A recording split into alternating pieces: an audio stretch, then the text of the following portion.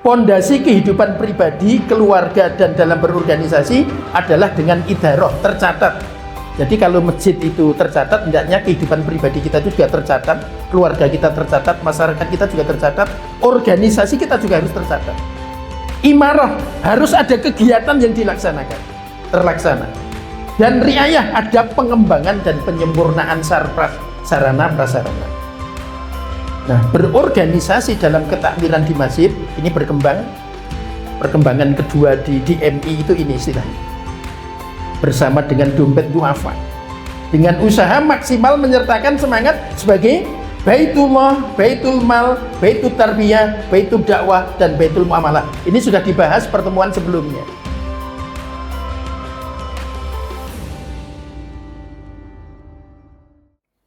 Assalamualaikum warahmatullahi wabarakatuh.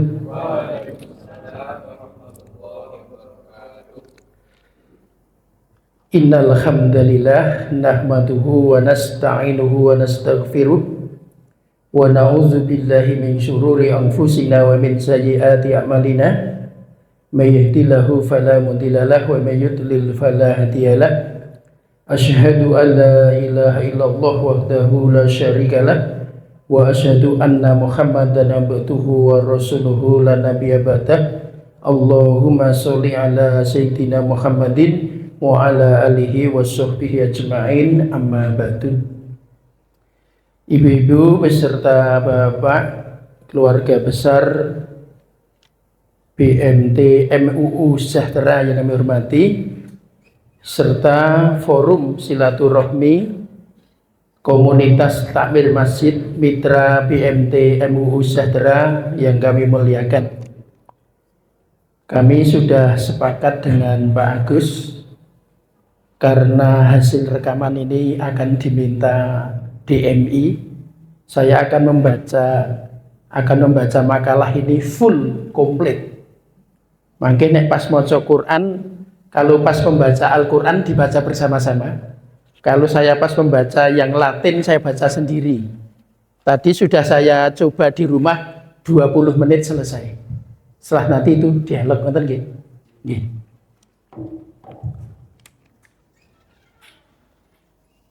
Ingkang badhe cekap mirengaken kepareng, ingkang badhe nderek maos ugi kepareng.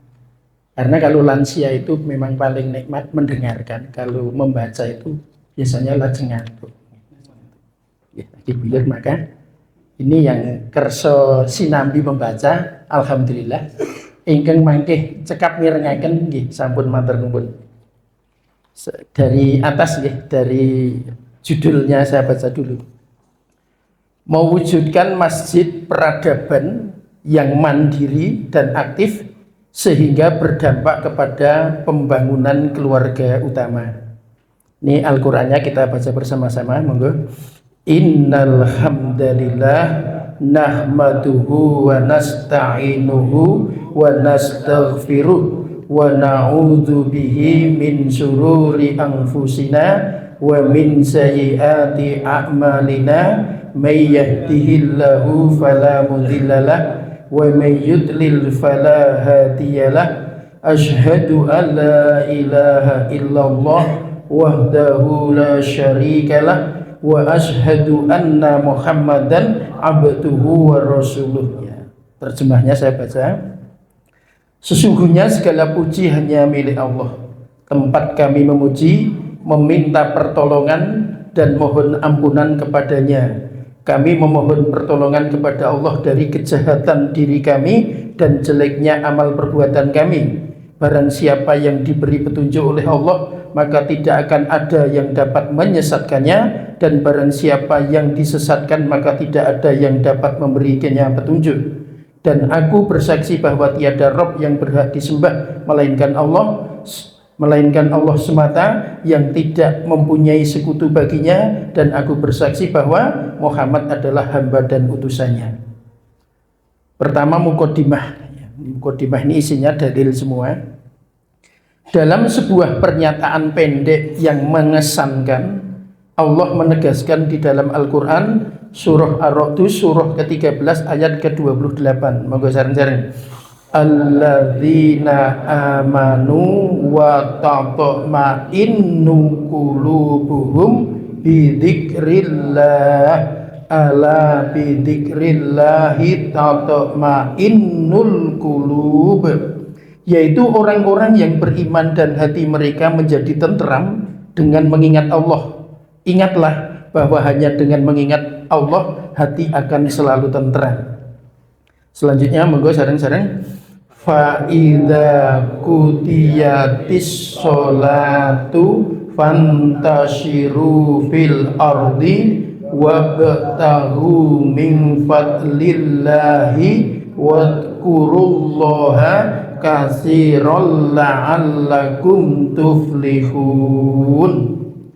Apabila sholat Jum'ah telah dilaksanakan, bertebaranlah kamu di bumi, carilah karunia Allah, dan ingatlah Allah sebanyak-banyaknya agar kamu beruntung. Surah Al-Jumu'ah surat ke-62 ayat 10. Doa dan zikir harus menjadi amalan harian bagi setiap muslim. Doa yang paling utama adalah mohon petunjuk kepada Allah. Dengan petunjuk Allah maka akan menjadi orang yang mempunyai kesanggupan mengikuti jalan yang dicontohkan oleh Nabi Muhammad sallallahu alaihi wasallam. Monggo sareng-sareng. Qul hadhihi sabili ad'u ilallah ala basyiratin ana wa minat taba'ani wa subhanallah wa ma ana minal musyrikin. Katakanlah Nabi Muhammad, inilah jalanku, aku dan orang-orang yang mengikutiku mengajak seluruh manusia kepada Allah dengan bukti yang nyata. Maha suci Allah dan aku tidak termasuk golongan orang-orang musyrik. Quran surat Yusuf ayat 108. Kita lanjutkan. Ya ayyuhalladzina amanu taqullaha haqqa tuqatih wa la tamutunna illa wa antum muslimun. Wahai orang-orang yang beriman, bertakwalah kepada Allah dengan sebenar-benar takwa kepadanya, dan janganlah kamu mati kecuali dalam keadaan muslim. Quran surat Ali Imran ayat 102. Ben lajeng aged. Ya ayyuhan nasu taqu rabbakumul ladzi khalaqakum min nafsin wahidatin wa khalaqa minha zawjaha wa bassa minhuma rijalan katsiran wa nisaa. Kita ulangi dari atas.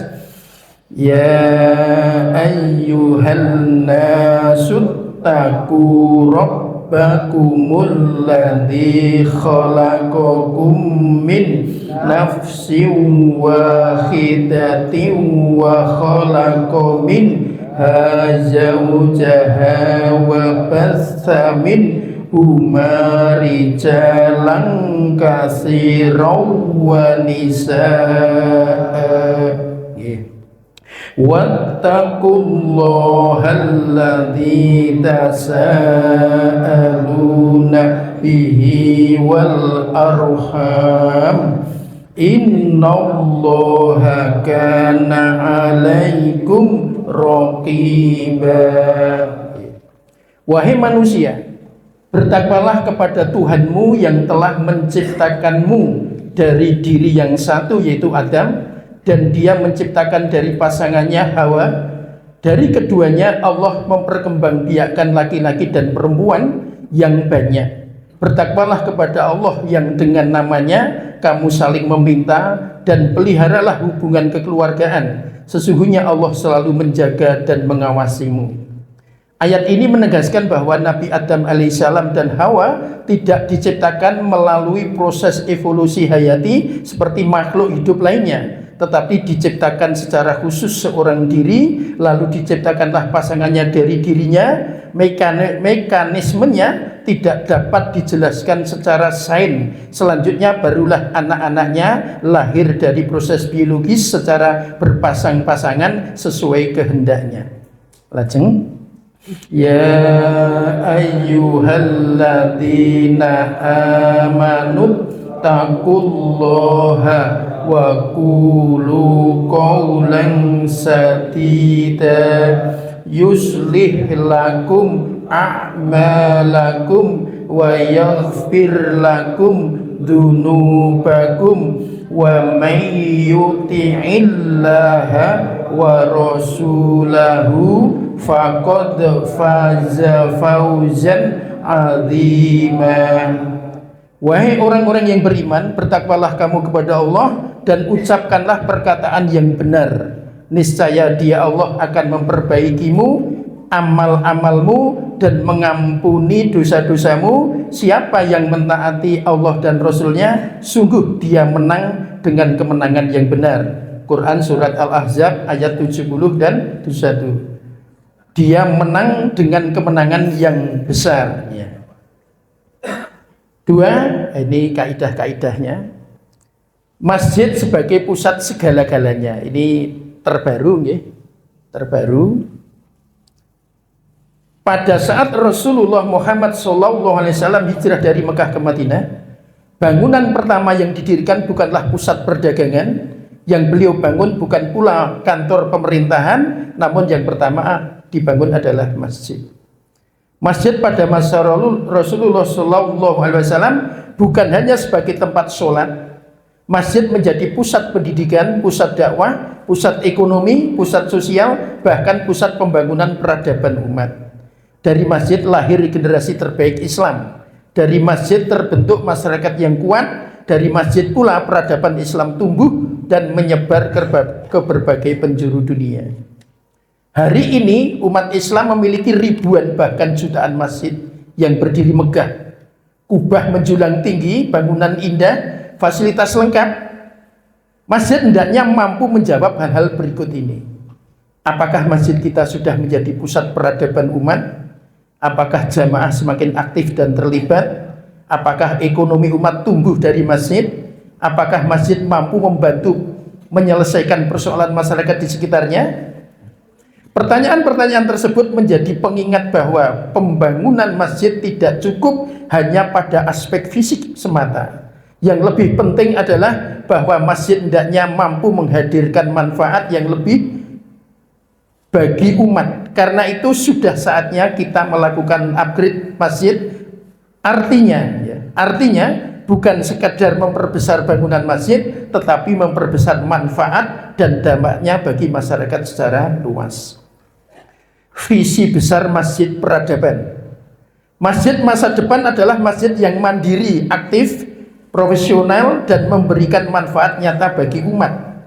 Untuk mewujudkan hal tersebut terdapat 5 karakter utama yang perlu dibangun. Pertama, masjid mandiri. Masjid harus mandiri secara spiritual, organisasi, manajemen program, dan keuangan. Keberlangsungan masjid tidak boleh bergantung pada 1 atau 2 tokoh saja. Masjid harus memiliki sistem yang kuat sehingga tetap berjalan dan berkembang meskipun terjadi pergantian kepengurusan. 2, jamaah aktif.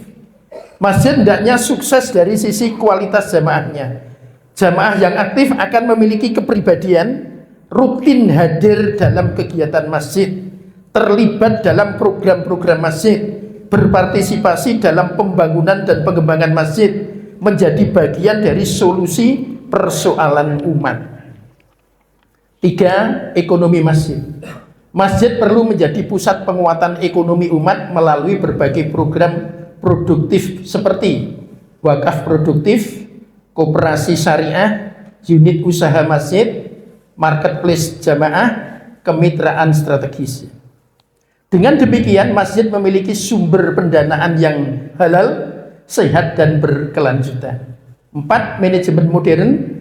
Masjid perlu dikelola secara profesional dengan menerapkan struktur organisasi yang jelas, SOP dan tata kelola yang baik, perencanaan program tahunan, administrasi yang tertata, laporan keuangan yang transparan dan akuntabel.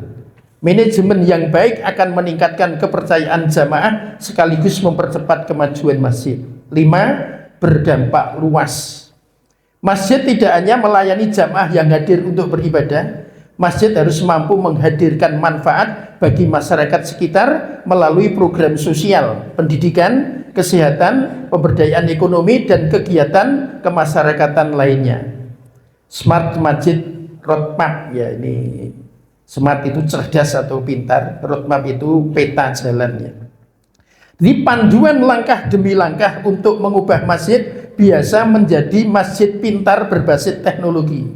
Tujuannya adalah memodernisasi pengelolaan masjid agar lebih efisien, transparan, dan terhubung cerah dengan jamaah. Jadi terhubung ke arah dengan jamaah. Jadi ada hubungan langsung dari masjid itu. Tujuan tahapan transformasi. Untuk mewujudkan masjid peradaban yang mandiri dan berdampak diperlukan peta jalan yang jelas. Tahap pertama, audit dan asesmen. Ini pemeriksaan, ya. Audit itu pemeriksaan atau evaluasi. Asesmen itu ya kita kumpulkan datanya, kita analisis, kita nilai baik secara perorangan maupun kelompok.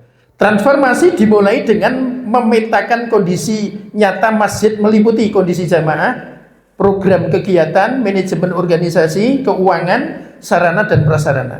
Langkah ini penting karena tidak mungkin memperbaiki sesuatu yang tidak diketahui kondisinya. Tahap 2, perencanaan strategis. Masjid perlu memiliki arah yang jelas melalui penyusunan visi dan misi, program unggulan, target tahunan, strategi pengembangan, rencana kemandirian. Tahap 3, penguatan sistem dan sumber daya manusia. Keberhasilan masjid sangat ditentukan oleh kualitas pengurus dan sistem yang dibangun. Fokus penguatannya meliputi pelatihan pengurus takmir, SOP organisasi, pembagian tugas yang jelas, regenerasi kepemimpinan, pengembangan sumber daya manusia. Tahap 4, aktivasi program dan jamaah. Aktivasi itu dimaksudkan juga sebuah usaha supaya aktif, ya, supaya bergerak, supaya berguna. Masjid harus hidup dengan aktivitas yang bermanfaat. Program yang dapat dikembangkan antara lain bidang dakwah, kajian rutin, tablik akbar, dzikir dan muhasabah. Bidang pendidikan, TPQ, tahfiz, kursus keterampilan. Bidang sosial, santunan, klinik kesehatan, layanan masyarakat. Tahap 5, ekonomi dan kemandirian. Kemandirian ekonomi menjadi fondasi keberlanjutan masjid. Program yang dapat dikembangkan, ruko, kebun, ya peternakan. Maksudnya itu wakaf, ya wakaf ruko, wakaf kebun, wakaf ternakan. Koperasi, ya koperasi syariah, travel syariah. Minimarket masjid, kemitraan dunia usaha. Tahap 6, digitalisasi dan smart system. Jadi sistem yang cerdas. Masjid masa kini perlu memanfaatkan teknologi untuk meningkatkan pelayanan jamaah. Digitalisasi dapat dilakukan melalui database jamaah, sistem keuangan digital, website masjid, media sosial, pendaftaran kegiatan online, aplikasi masjid. Tahap 7, monitoring dan growth pengembangan. Transformasi tidak berhenti setelah program berjalan, namun masih diperlukan beberapa hal, diantaranya monitoring rutin, evaluasi berkala, pendampingan, perbaikan berkelanjutan. Dengan demikian masjid terus bertumbuh dan berkembang dari waktu ke waktu. Ini selesai ya. Yang terakhir sekarang, karena kita ini punya MKU, ya MKU itu ini nanti kita diskusikan.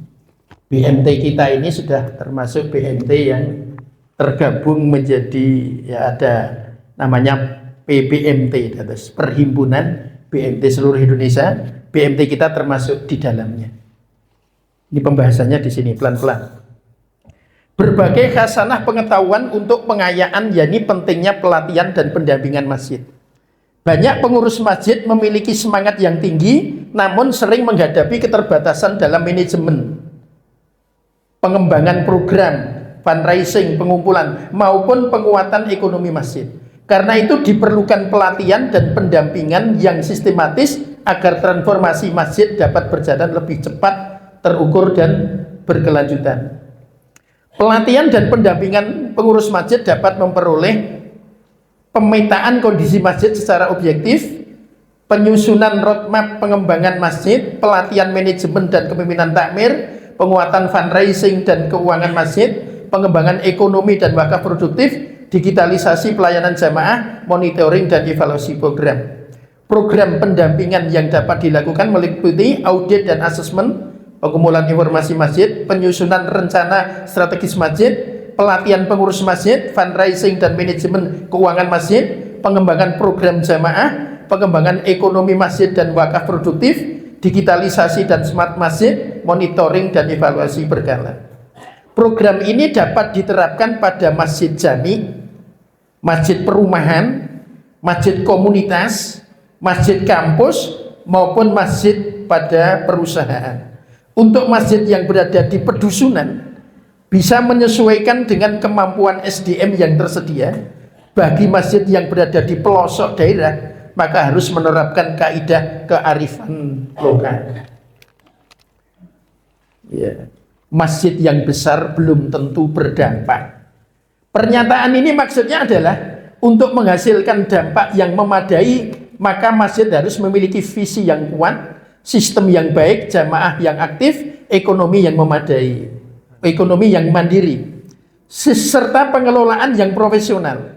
Keadaan tersebut akan menjadi pusat kebangkitan umat. Di zaman sekarang ini kita tidak hanya membangun bangunan masjid, kita membangun masjid harus berikut membangun peradaban. Logika yang kita bangun adalah sebagai berikut.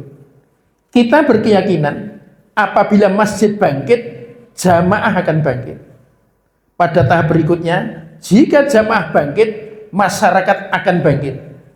Secara demikian maka jika masyarakat bangkit, maka peradaban umat akan kembali berjaya.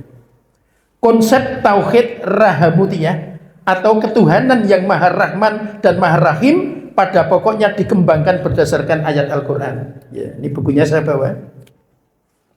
Judulnya Fikih Akbar ya. Kita baca bersama-sama, monggo.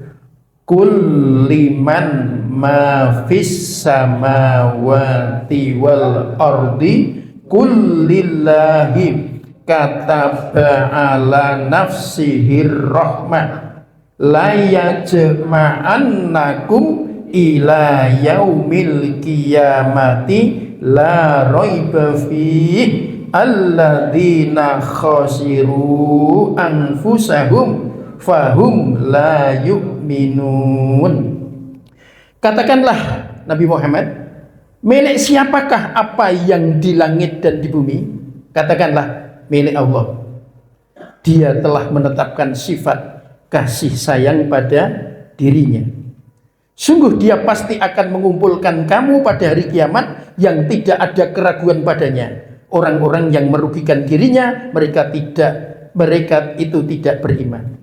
Allah Subhanahu wa ta'ala telah berjanji sebagai tanda kemurahannya bahwa dia akan melimpahkan rahmat kepada makhluknya.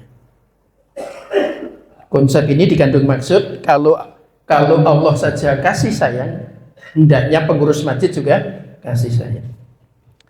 Dengan dasar di atas maka membangun masjid hendaknya dalam rangka untuk menciptakan kasih sayang di dalam masyarakat. Salam di dalam sholat terdapat 5 nilai keutamaan, yaitu kedamaian, kasih sayang, tambahnya kebaikan, kebahagiaan, dan kemanfaatan. Membangun keluarga utama, ini yang plek ya, saya tidak geser-geser. Normatif buku BMT, saya iling di sini.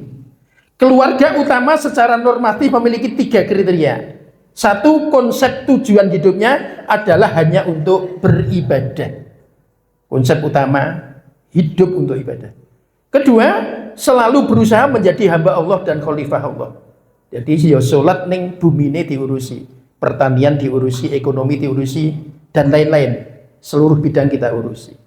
3, membangun negeri baldah thayyibah, baldatun thayyibatun, berlanjut warubun kubur. konsep terdahulu idaroh, imaroh, riayah. Ini konsep pertama di Indonesia tentang masjid.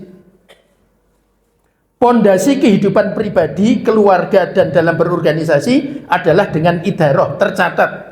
Jadi kalau masjid itu tercatat, hendaknya kehidupan pribadi kita itu juga tercatat, keluarga kita tercatat, masyarakat kita juga tercatat, organisasi kita juga harus tercatat. Imaroh, harus ada kegiatan yang dilaksanakan, terlaksana. Dan riayah, ada pengembangan dan penyempurnaan sarana prasarana. Nah, berorganisasi dalam ketakmiran di masjid ini berkembang. Perkembangan kedua di DMI itu ini istilahnya. Bersama dengan dompet duafa. Dengan usaha maksimal menyertakan semangat sebagai Baitullah, Baitul Mal, Baitul Tarbiyah, Baitul Dakwah, dan Baitul Muamalah. Ini sudah dibahas pertemuan sebelumnya. Baitul Mal, Baitullah intinya tinggal sholat beres. Baitul Mal, anggaran mencukupi. Baitul Tarbiyah, melibatkan anak muda, anak-anak untuk kelanjutan pendidikan. Baitul Dakwah, ada program mempengaruhi masyarakat supaya ikut masjid. Baitul Muamalah, nah kegiatan satu dengan yang lain saling menguatkan dan lain sebagainya. Jadi ekonomi juga bisa harus diikutkan. Terakhir, keteladanan yang dibangun adalah belajar maksimal dan ikhtiar itibak kepada Nabi Muhammad SAW. Dalam berbagai literatur dikatakan Nabi Muhammad itu semuanya teladan. Semuanya teladan. Tapi pernah dibahas minimal 5 hal. Teladan dalam memimpin keluarga, teladan dalam memimpin agama, teladan dalam memimpin negara, teladan dalam memimpin dagang, teladan dalam memimpin perjuangan. Ini sebenarnya bukan perjuangan, perang ya. Tapi di sini saya tulis perjuangan. Dalam pembinaan keluarga sakinah, ya, dalam pembinaan keluarga sakinah, maka pribadi muslim, keluarga muslim, dan masyarakat muslim selalu bertambah baik. Yang bertambah baik itu ada 5 hal. Ini konsep di negara kita Republik Indonesia. Yang bertambah baik adalah agamanya, ekonominya, kesehatannya, pendidikannya, dan hubungan intern dan antar keluarga. Nah, guna mewujudkan transformasi menuju masjid peradaban, maka diperlukan kerjasama yang kuat antara Dewan Masjid Indonesia dan semua lembaga dakwah, pendidikan dan pemberdayaan masyarakat. Yang dimaksud di sini ya termasuk BMT, dan alhamdulillah BMT kita sudah masuk di dalamnya dalam rangka untuk mengembangkan seluruhnya. Tinggal tadi kita mengukur tadi. Nanti yang bisa banyak memberikan masukan Pak Agus untuk ke sini sampai mana itu kami derek mangke pun sadipun. Dan alhamdulillah niki wau sampun dipun rembak kalian Pak Agus kalian Pak Kiai Sularno sepakat kantun mangke panjenengan sedaya kados pundi amargi nggih niku wau bagaimana kita satu dengan yang lain menunjukkan rasa kasih sayang dari cangkringan jamaah Maghrib ten murten ten nggih kula. Mangke jamaah murten, jamaah wonten Macanan, jamaah wonten Bakungan, jamaah wonten Blodan, gitu. Keliling napa? Keliling. Kita tunjukkan rasa apa? Kasih sayang satu dengan yang lain. Konsep kasih sayangnya tadi surat apa? Al-An'am ayat 12. Ling-ling gampang. 6.2.12. Ini konsep Allah saja berkasih sayang. Jangan sampai manusianya yang diciptakan malah seneng dendam satu dengan yang lain. Wabillahi mekaten ingin saged kula aturaken wonten galap kang sulipun atur nyuwun pangapunten. Nanti kita lanjutkan dengan tanya jawab dan lain-lain. Assalamualaikum warahmatullahi wabarakatuh.